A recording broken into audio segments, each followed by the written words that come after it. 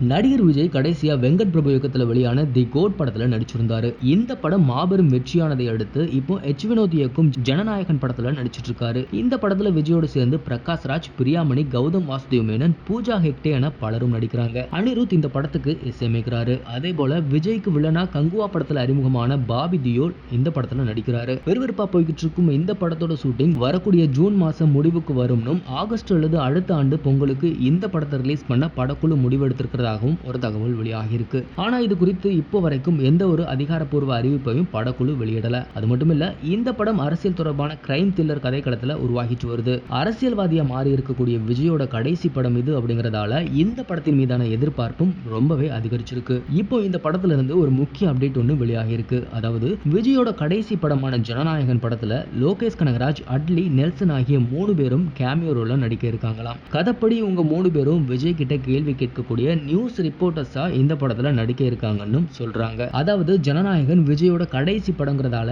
இந்த படத்துல ஏதாவது ஒரு வகையில தங்களோட பங்களிப்பு இருக்கணும் அப்படிங்கிறதுக்காக இவங்க 3 பேரும் கெஸ்ட் ரோல்ல நடிக்கிறதா ஒரு தகவல் வெளியாகி இருக்கு. இந்த மாதிரியான இன்ட்ரெஸ்டிங்கான சினிமா நியூஸ் பத்தின அப்டேட்டுகளை நீங்க உடனுக்குடன் தெரிஞ்சுக்கணும்னா மறக்காம நம்ம சினி மாடல் சேனலை சப்ஸ்கிரைப் பண்ணிக்கோங்க.